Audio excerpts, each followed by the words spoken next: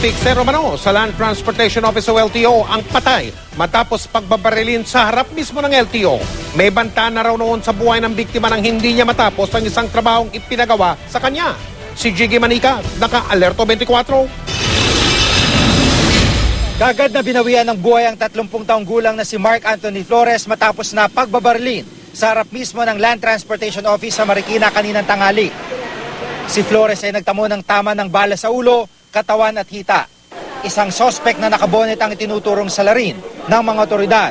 Tumakas ito kasamang isang nagmamaneho ng getaway nilang motorsiklo. Nasa labas nga yung ating mga follow-up, no? Yung operatiba natin upang mahuli itong mga suspect na ito. Ayon sa mga kamag-anak ng mga biktima, may ilang linggo nang nakakalipas na makatanggap ng pagbabanta sa kanyang buhay si Mark. Bilang isang fixer sa LTO, tumatanggap daw ito ng trabaho sa pag-aayos ng papeles, gaya ng rehistro ng sasakyan at lisensya.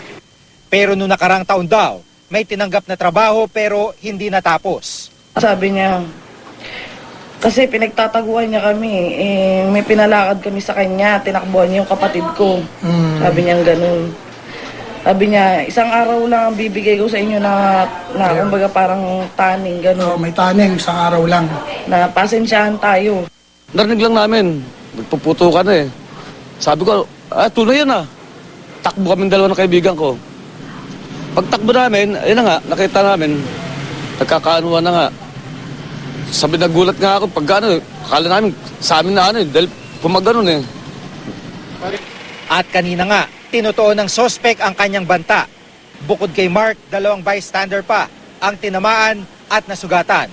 Sinugod sila sa Amang Rodriguez Medical Center at ligtas na raw ang kalagayan.